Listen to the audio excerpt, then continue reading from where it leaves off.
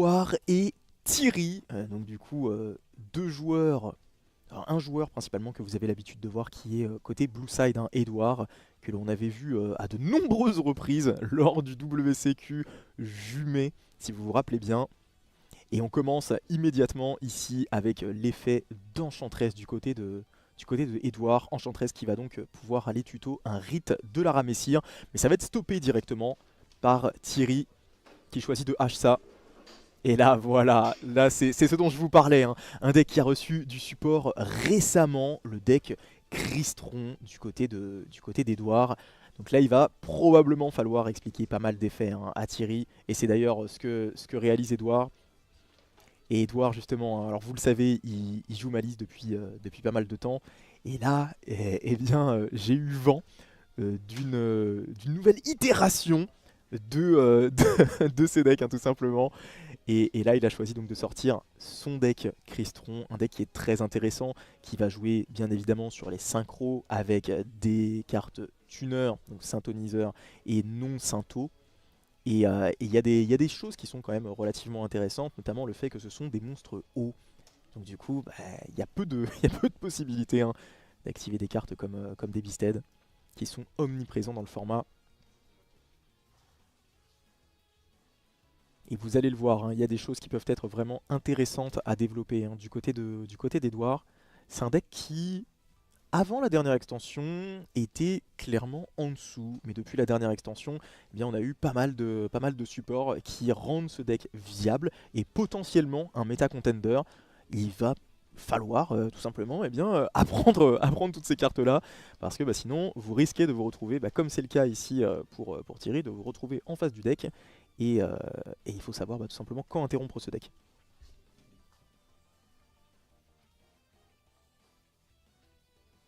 Mais c'est vrai que oui, effectivement, c'est ce que je vois dans le chat, hein. Le deck fait vraiment des choses, hein, réellement, et on le sait. Edouard, c'est un joueur qui a l'habitude, hein, voilà, de surprendre.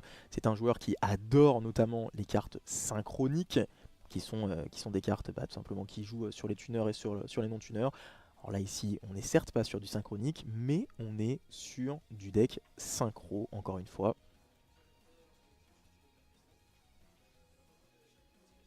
Et là du coup, il va pouvoir potentiellement aller ajouter une carte Crystron depuis le deck à la main. Donc la magie continue qui est vraiment très très forte, puisqu'elle permet de tuto à l'activation, et elle va également permettre de reborn, donc de réinvoquer lorsqu'elle est au cimetière.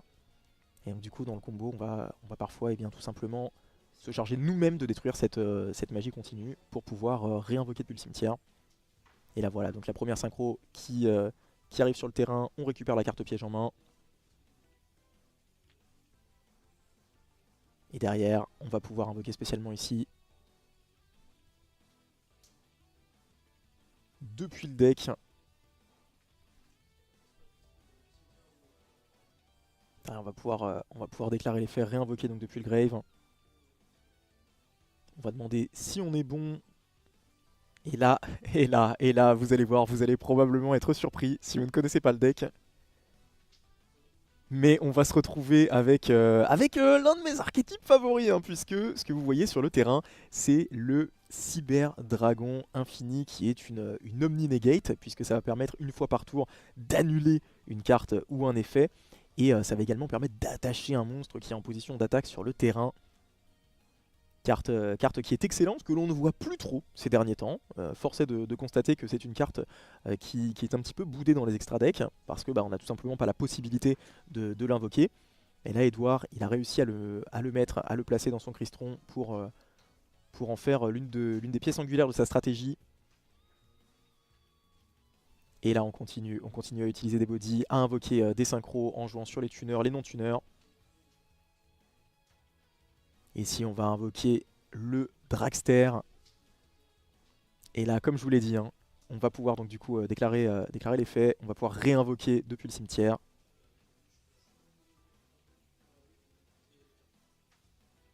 Ici, on va relire la carte piège. La carte piège qui, si je ne m'abuse, va permettre en fait de détruire une carte. Et si jamais on contrôle, alors je crois que c'est une synchro ou un cristron, eh bien on va avoir l'opportunité de détruire 2 cartes sur le terrain. Ce qui est assez strong, hein, c'est assez fort. Et là, mine de rien, le board d'Edouard qui est solide. Donc là, c'est intéressant parce que vous avez eu l'opportunité de voir ce que ça donnait, le board d'Edouard, qui est un board qui est pas mal. Alors, il m'a expliqué également un petit peu son deck, Edouard, et il m'a expliqué que c'était pas forcément le board le plus imposant tour 1, mais que ça avait du grind game, que ça permettait en fait de gérer les ressources et d'étouffer son adversaire progressivement. Et là, il faut bien penser qu'il pourrait y avoir l'Engine Adventure en plus. Et l'Engine Adventure qui a été hash par Thierry. Et là derrière, Thierry va avoir 5 cartes. 5 cartes pour essayer de s'en sortir face à ce board. Qui mine de rien fait pas mal de choses. Et on va scoop directement, on va rentrer en main. Rien pour l'instant du côté d'Edouard. Et Thierry qui va pouvoir mettre en place son jeu qui commence directement avec un graveur pour aller ajouter le tract potentiellement.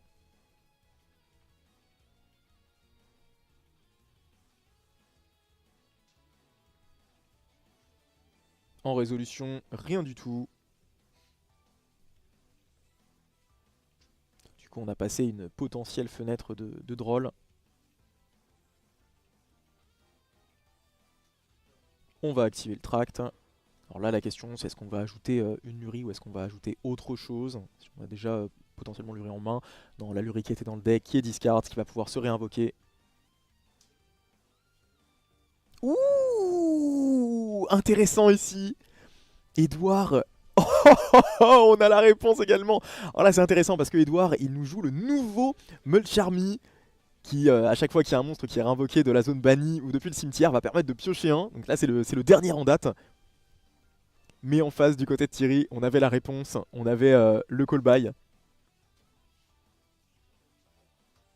On va donc du coup pouvoir faire le Requiem qui passe. On va invoquer la Lacrima et la Lacrima qui va déclarer son effet pour Foolish. Là, est-ce qu'on va Foolish Trap? Est-ce qu'on va Foolish un Engraver? On va Foolish le Graveur.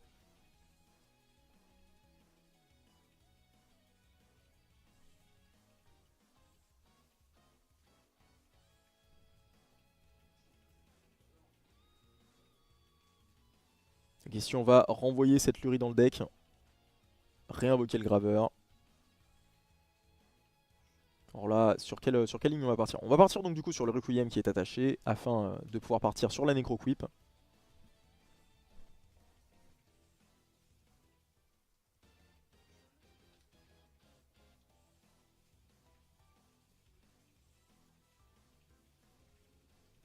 On va partir donc derrière sur le César, le fameux César hein, qui est présent depuis un petit moment maintenant dans la méta. Pour rappel, pour ceux qui ne le connaissent pas, il va permettre d'annuler une carte ou un effet qui va procéder à une invocation spéciale. Et derrière, on va pouvoir déclarer l'effet de Sword pour tuto. Petit instant de réflexion du côté d'Edouard.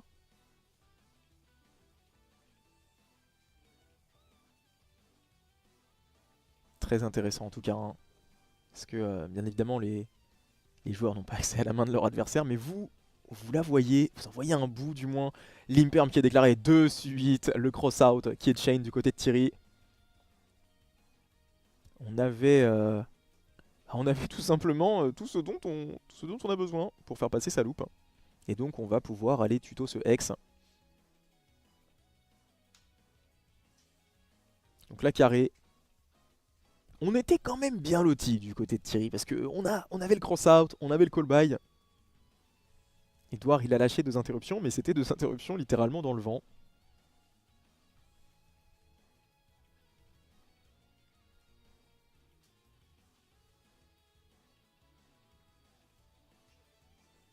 Et derrière, on va invoquer le Hex. Petit instant de réflexion du côté de Thierry pour savoir ce qu'on envoie au cimetière. Alors, il y a plusieurs solutions, évidemment.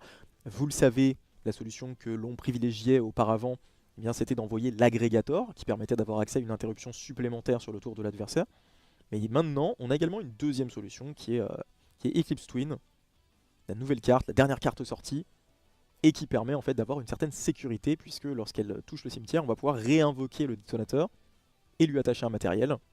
Derrière, le détonateur lui-même va pouvoir se réattacher un matériel à l'invocation, ce qui fait que là, on se retrouve avec un détonateur avec 2 matériels, ce qui est plutôt carré. Notamment lorsqu'on doit affronter des board breakers type talent qui va take control, ce genre de choses là. Ici on va envoyer le détonateur parce qu'on va partir sur le duo drive. Le duo drive qui va réattacher le détonateur et ensuite on va déclarer l'effet du détonateur pour tuto. Et l'effet du duo drive pardon, pour tuto. Et on va pouvoir aller ajouter directement ce terrain et potentiellement un monstre. Ici donc le node qui est ajouté, le node qui est l'extender de fin, joué en x1 généralement. Et Ryzil Cross, le field spell.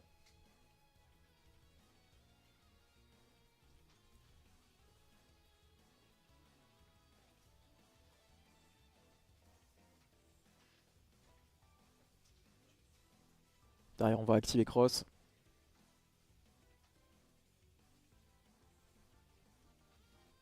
Et là on est vraiment totalement protégé. Hein. Pour peu que les interruptions de l'adversaire soient des interruptions monstres. Bah, c'est compliqué parce que le terrain va permettre de s'en prémunir. Si c'est un Nibiru, on va également pouvoir s'en prémunir par le biais de César également.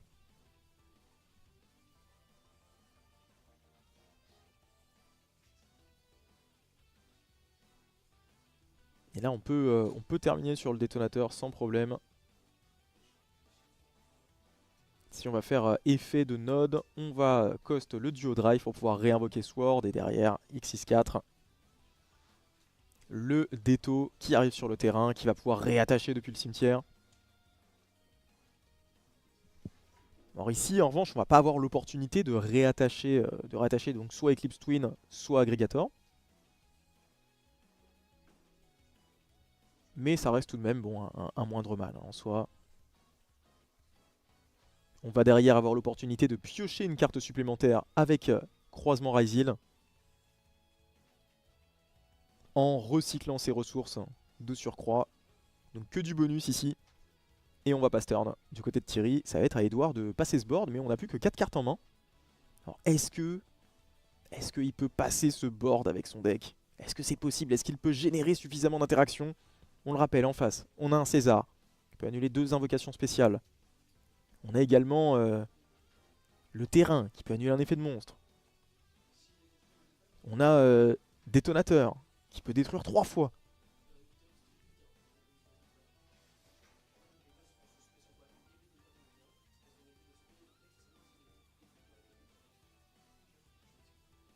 Donc ici, sur l'effet d'invocation spéciale, on va déclarer l'effet de César pour détruire directement.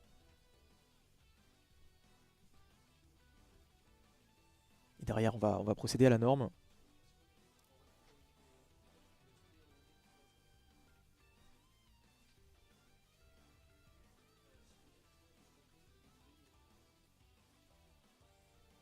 Là du coup, donc voilà, donc Edouard qui explique un petit peu les effets de ces cartes.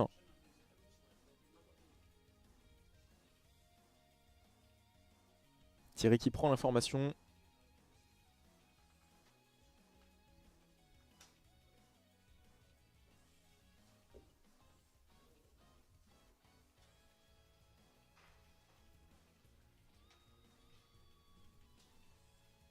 Oh, et de suite. De suite le Typhoon.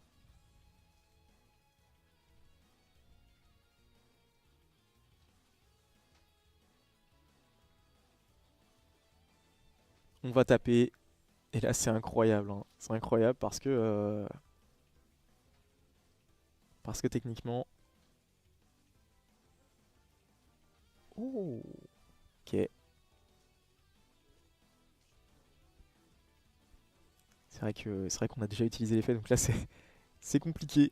Alors Thierry, il lui reste encore des ressources, hein, puisqu'il a la possibilité d'accéder à son engine Finsmith, mais là, c'était plus que correct hein, du côté d'Edouard pour se débarrasser du terrain. Il avait que 4 cartes en main, donc pas forcément simple évidemment, étant donné le nombre d'interruptions qu'il y avait en place sur le terrain de Thierry. Il y avait littéralement plus d'interruptions sur le terrain de Thierry que de cartes dans la main d'Edouard.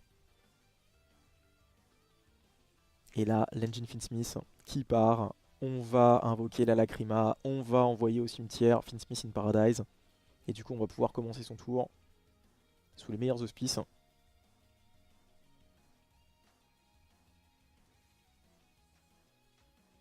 Il y a déjà Cross qui a été activé, hein, bien sûr, hein, Zaf. Il ne voulait pas voir partir son terrain pour par pur plaisir. Il a activé Cross. En gros, il y a eu l'effet du Crystron dans le cimetière qui a été déclaré. Et donc, du coup, Thierry a décidé de répondre à cette activation par l'effet de Cross. Enfin, de répondre. Il n'a pas répondu, mais disons en résolution, en fait, d'annuler tout simplement son effet. Et il s'est fait punir par le Typhoon. Alors, est-ce que ça va permettre à Edouard de remporter cette game? Rien n'est moins sûr, parce que bah, derrière Thierry, il a tout ce dont il a besoin pour repartir. Il a les Beasted, il a les Finsmith, donc il est pas mal. Ah, regardez, il commence directement avec 3 bodies sur son terrain. Il a encore le Field Spell, il a la trappe au cimetière. Il a la possibilité de repartir, hein, tout simplement sur toutes ses lignes de play. Et Edouard, bah, il a une 7 pour se défendre. Donc ça peut sembler un peu maigre. Mais n'oublions pas qu'Edouard est un magicien. Et peut-être qu'il va nous sortir un nouveau coup de son chapeau.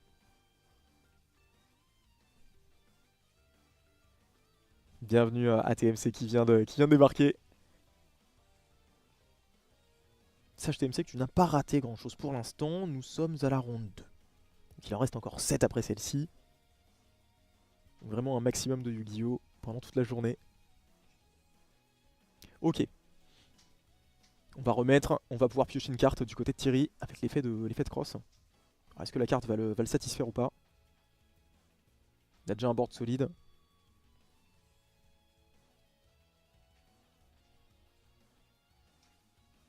On va prendre un petit instant de réflexion. Évaluer les différentes lignes de play possibles.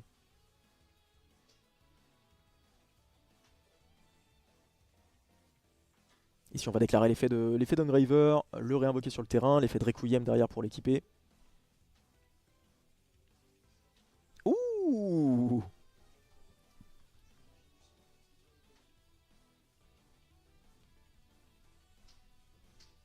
On va pouvoir activer la carte piège Crystron, donc qui va permettre de remélanger depuis le cimetière et surtout détruire l'Engraver. Alors on ne va pouvoir détruire qu'une seule carte, qu'un seul body adverse, puisqu'on n'a pas de, je crois que c'est une synchro Crystron dont on a besoin.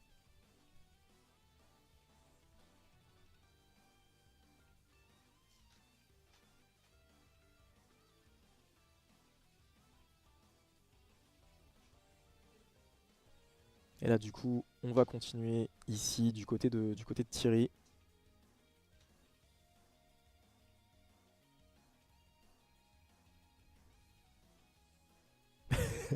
les cartes qui font des va-et-vient entre le cimetière et la main monster zone. On est en pleine hésitation évidemment.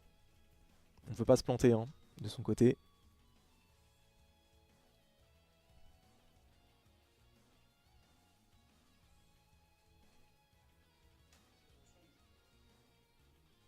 La séquence qui est invoquée, mais évidemment le plus important c'est qu'on envoie ce Drusvium au cimetière, et le fait de l'envoyer au cimetière, eh bien, ça va permettre de déclarer son effet pour se débarrasser du Typhoon, et par conséquent de pouvoir activer des effets de monstres qui ont plus de 3000 d'attaque.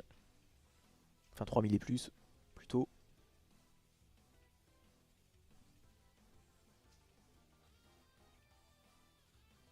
Donc là on va pouvoir invoquer la Dies en remettant dans le deck et dans l'extra deck. Extra deck qui est maintenant totalement à découvert. On va invoquer le Agnem Day et on va lors de cette dernière game. Quoi qu'il en soit, Edouard qui va commencer et qui commence avec l'engine Wanted, l'engine Diable. On va activer donc Wanted pour aller ajouter directement depuis le deck à la main. On va ajouter la Diable Star. On le sait, il la joue souvent. On l'avait notamment vu lors de son passage avec son deck Malice, il jouait également l'engine Diable. Ça fait des bodies, ça fait des interruptions également. Ça fait de la draw. Et les cache également, hein, qu'il adore jouer. Et là on le voit avec la burst qui arrive dans le cimetière.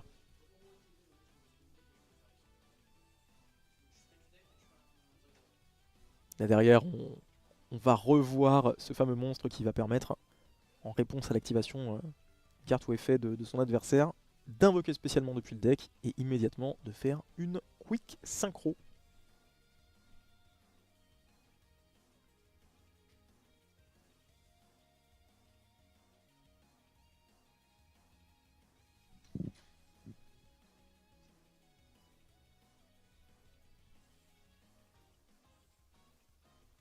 Et pour répondre, Prof Macaron, pas du tout, absolument pas.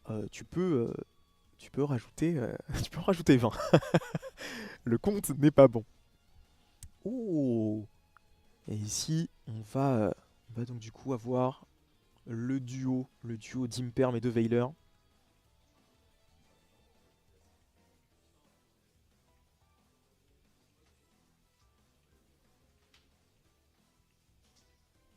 Ici donc du coup, on s'est fait interrompre, mais on va quand même continuer. Oh! Et là, c'est incroyable parce que on a l'opportunité de voir des synchros que l'on voyait très peu récemment. Et là, on les voit revenir. On a également vu voilà l'infini tout à l'heure. Et là on revoit donc cette synchro. Merci à Edouard de nous présenter tout ça.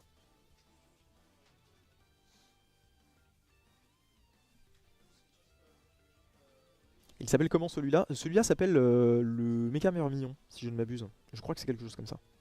Faudrait que je vérifie. Vérifier tout de même pour être bien sûr. Parce que là, je vous parle à l'aide de ma mémoire. Et vous le savez, la mémoire peut être défaillante. Mais, je vois grâce à vous que ma mémoire n'était pas défaillante et que c'était bien le nom. Pourtant, c'est une carte que je n'ai pas vue depuis des années, sachez-le. Et là, on va partir sur les Plexis avec ce dragon Nova. Ça me fait toujours autant plaisir de le voir. Oh! Et ici, on va choisir de Nibiru. Alors, est-ce que du côté d'Edouard, on a une solution pour ça, pour le Nib? Donc, on va avoir le jeton, le petit token qui arrive. Et là, il faut savoir quelque chose, c'est qu'on a la possibilité de déclarer des effets. Alors, on a la possibilité de déclarer le Nova. On a également la possibilité ici de déclarer le Crystron pour aller ajouter depuis le deck à la main. C'est vrai qu'il y avait un play avec Mekaba, hein, notamment dans le deck Cyber Dragon. On avait l'opportunité d'invoquer un Mekaba depuis l'extra deck.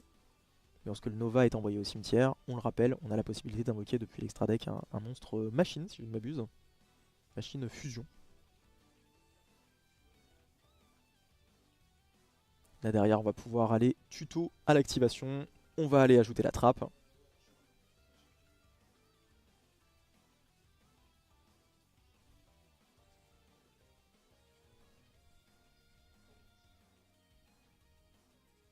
On va faire un petit examen rapide du cimetière parce qu'on a encore des effets à déclarer ici. Ici on va pouvoir aller, je crois que ça va tuto, si je ne m'abuse. Tuto, je crois que c'est tuto un monstre, hein. Il me semble. De toute façon on va avoir la réponse rapidement. Effectivement, voilà, donc c'est bien, ouais, ça tuto un monstre Crystron.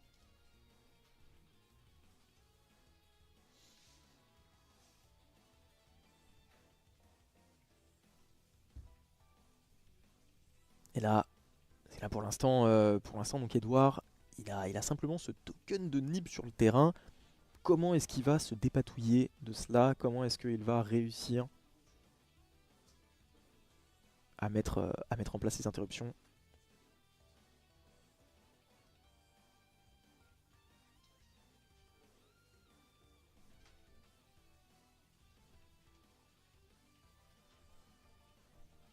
Et oui, effectivement, hein. Effectivement, Prof Macaron, tout à fait. C'est une carte qu'il joue. C'est une carte qu'il joue et qui est très utile.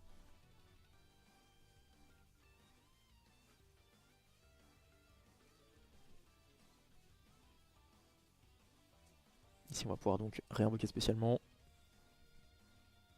Et là derrière, on va pouvoir regarder de nouveau dans l'extra deck. On va avoir l'opportunité de partir sur les plays.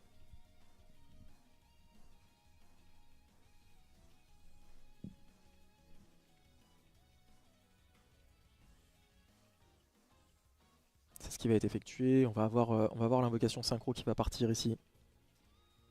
On va avoir le dragster. Derrière, on va avoir donc l'opportunité d'utiliser l'effet de la magie continue afin de réinvoquer depuis le cimetière.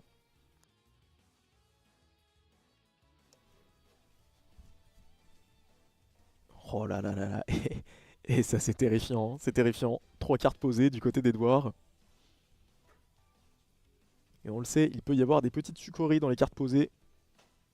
Donc du côté de Thierry, on va forcément s'en méfier.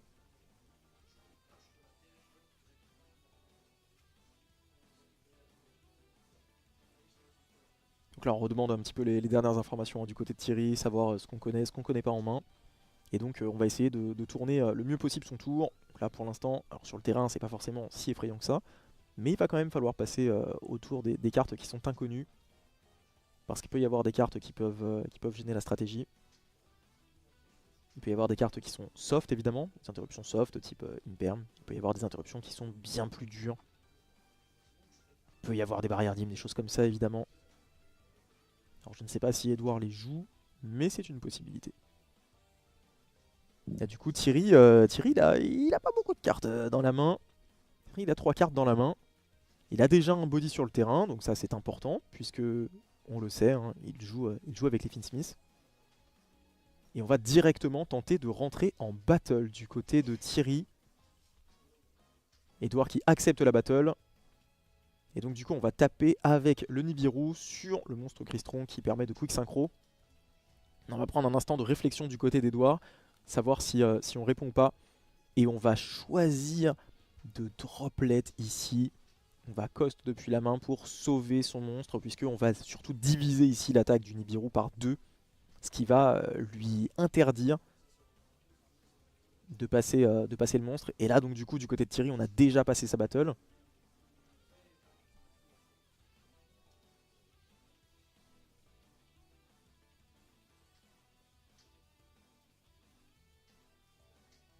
Et ça se complexifie un petit peu.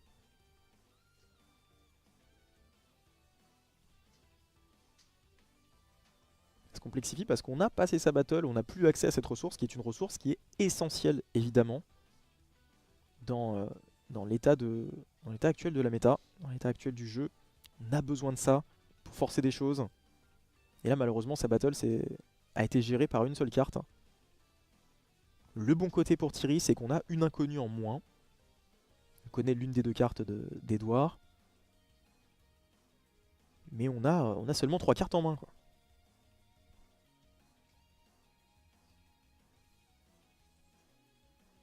Et ici on va invoquer la meilleure norme du deck. Je vous le dis à chaque fois, mais c'est parce que c'est le cas.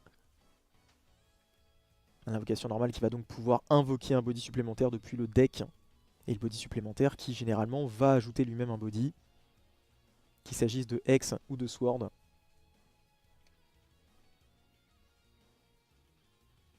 On réfléchit un petit peu du côté d'Edouard évidemment à la déclaration de cet effet. On va choisir d'Imperm. Et donc du coup une deuxième inconnue qui est levée. L'effet de Ice qui ne va pas passer, on ne veut pas qu'il y ait une invocation spéciale. Là derrière on va partir sur les plays Finsmith potentiellement avec la Moon qui va être invoquée. Je suppose. Ouais effectivement, ouais, c'est bien la Moon qui est invoquée.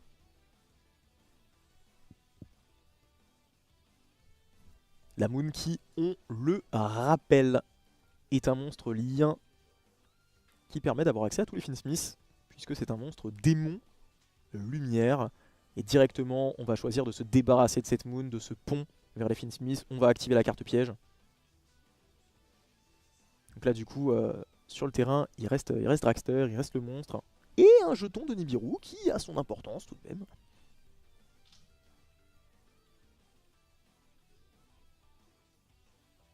Voilà, du côté d'Edouard on signifie à Thierry qu'on peut continuer. On va activer Bonfire, ça va directement être negate en baissant le niveau de 2. On va déclarer l'effet de Sword qui va permettre d'aller ajouter Hex. Et là c'est la dernière carte en main de Thierry. Donc on a toutes les informations nécessaires du côté des 2 joueurs.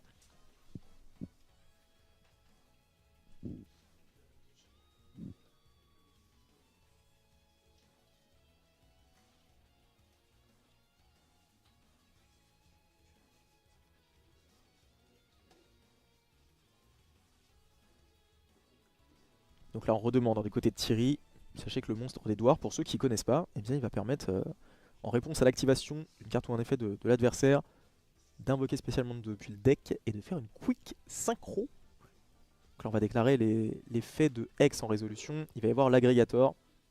L'agrégator qui va être déclaré, qui va target le monstre d'Edouard pour tenter d'annuler son effet. Et évidemment on va le chain, hein. Pas de raison de ne pas le chain ici.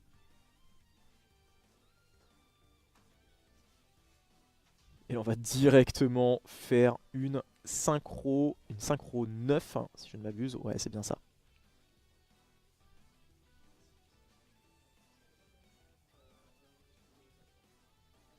Et alors là, sachez que, voilà, je vous le dis parce que j'entends le son des joueurs. Edouard, c'est très très drôle la manière dont il a dit ça. Il a tout simplement dit, donc en fait Thierry a demandé ce que ça faisait. Et Edouard a dit, bah à l'invocation je banne 3. Donc, donc c'est au moins c'est clair, c'est direct. Du coup en résolution, on va déclarer l'effet, on va ban 2 sur le terrain et on va pouvoir ban 1 depuis le cimetière également. Donc en soi, ce qu'on va ban depuis le cimetière, ça n'a pas non plus une grande importance. Qu'ici les 2 bodies qui sont ban, ça c'est banni, hein, voilà, pas au cimetière, c'est bien banni. Et là c'est terrible, hein, c'est vraiment terrible du côté de Thierry.